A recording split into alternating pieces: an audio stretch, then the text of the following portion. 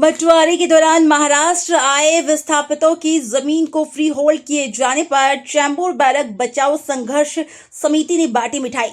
आजादी के समय देश के बंटवारे में महाराष्ट्र मुंबई के चैंबूर आकर बसे हजारों परिवार के लोग खुश हैं, क्योंकि काफी संघर्ष के बाद हाल ही में सरकार ने इनके बैरक को फ्री होल्ड घोषित कर दिया है। इसलिए अब जाकर ये लोग सही मायने में लैंडलॉर्ड बन पाए हैं। इनके इसी हक के लिए कई सालों से संघर्ष कर रही संस्था चैंबूर बैरक बचाओ संघर्ष समिति के सदस्यों ने रविवार को चैंबूर कैंप संतोषी माता मंदिर के पास सरकार के फैसले की खुशी मनाई और मिठाई बांटे।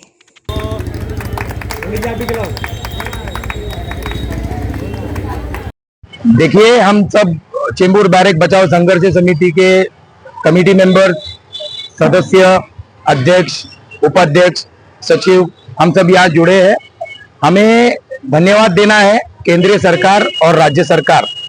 केंद्र सरकार में हमारे महानायक नरेंद्र मोदी जी और राज्य सरकार से एकनाथ शिंदे साहब, देवेंद्र फडणवीस जी, बावनकुळे साहब, पूर्व सांसद राहुल शेवाळे जी, पूर्व आमदार प्रकाश भाऊ फातेपेकर जी और केंद्रीय के मंत्री अनुराग ठाकुर जी, इन सभी का धन्यवाद हम करेंगे, क्योंकि इन्होंने हमारे ओल्ड बैरक और आरसी बैरक, जिसे रेफ्यूजी कैंप माना जाता था, उस रेफ्यूजी कैंप को एसआरए टाइटल जो अनफेयर बेकायदे से जो एसआरए टैग लगा था उसको हटाकर उन्होंने हमें फ्री होल्ड लैंड का दर्जा दिया है।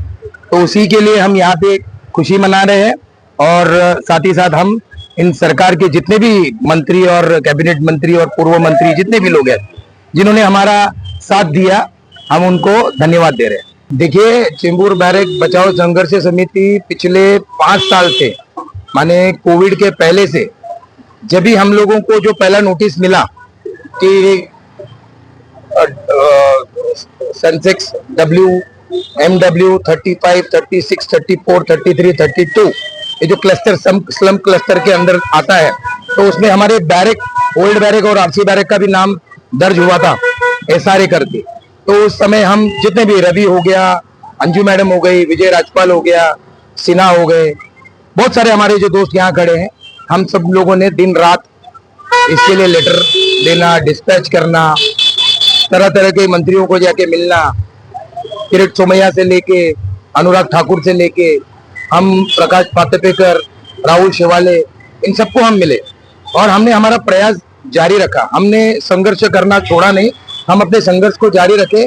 और ये कोई एक आदमी का काम नहीं है संघर्ष करना, ये आपको दिख रहा है पूरी टीम हमारी चैंबूर बैरक बचाओ संघर्ष समिति, हम सब लोगों ने मिलके इसके लिए बहुत प्रयास किया और हमारी प्रयास जो है वो सफलता में बदल चुकी है। जब एसआरए में जब घोषित किया गया था तो सबसे पहले तो हमने बैठ के आपस में चर्चा किया था, क्योंकि यहाँ पे पानी के बिल, प्रॉपर्टी टैक्स, यहाँ के जो स्थानिक लोग हैं वो कई सालों से भर रहे थे, लेकिन वो भरने के बाद भी अगर उसको एसआरए में घोषित किया जाता है तो ये हमारे लिए बड़े दुख की बात थी। बहुत सारे रहवासी यहाँ पे 200, 300, 400, 500 मकान नहीं, हजारों की तादाद में यहाँ पे मकान है, जिससे इन लोगों को और हमारे जो बचपन यहाँ बीता है उन लोगों को काफी नुकसान होता। तो हमने बैठ के वो चर्चा की थी आपस में। चैंबूर बैरक बचाओ संघर्ष समिति, हमने यहाँ पे कुमार शेट्टी के माध्यम से, इन्होंने बहुत ज्यादा मेहनत की है उसमें। अंजू मैडम ने पहले दिन से साथ दिया है हमारा, ठीक है। सिन्हा जी हमारे साथ थे शुरुआत से। विजय राजपाल, वो उनके पिताजी की आज तबियत खराब है, इसके लिए वो आज नहीं आ पाए, नहीं तो वो भी हमारे बीच होते इस बार। हाँ, इमरान अंसारी। तो सबकी मेहनत उतनी ही है, सबकी लड़ाई थी कि इसको एसआरए से निकाल के फ्री होल्ड लैंड जो अभी सरकार ने घोषित कर दिया है, उसके लिए मैं भी सरकार का धन्यवाद करता हूँ। हमने सीएम से डीसीएम को उस वक्त में हमने सबको पत्र दिए थे, लेकिन हमारे यहाँ पे फॉलोअप किया था प्रकाश फातेपेकर, जो हमारे आमदार थे पहले, हमारे सांसद राहुल शेवाले जी, उन्होंने काफी फॉलोअप किया है। तो हमारा इन सबको धन्यवाद है कि उन्होंने, उनके संघर्ष, उनकी भी मेहनत है उसमें, और सबके संघर्ष और सबकी मेहनत की वजह से आज ये हमारा जो लड़ाई थी 6 साल की वो आज अचीव करा। ये चैंबूर कैंप में हमारे जो आरसी बैरक, ओल्ड बैरक, इनके लिए एक सेलिब्रेशन का डे है और मैं चैंबूर बचाओ संघर्ष समिति, हमारे जितने भी है टीम के, इन सभी को मैं कांग्रेस करता हूँ। ये कोई छोटी लड़ाई नहीं थी, ये सालों से हम लड़ रहे थे। किधर किधर भटके, क्या क्या भटके हमें ही पता है। हमारे पास सब डॉक्यूमेंटेशन है। हमारा एफर्ट्स आज है ना एक कलर रंग लाया। हमारा एफर्ट जितना भी हमने मेहनत किया था आज हमारे को सक्सेस मिला। और जितने भी मंत्री लोग हमारे को सपोर्ट किए हैं, जिनकी वजह से हमारे को ये SRA से हम बाहर आ गए, ये हमारे लिए बहुत खुशी की बात है।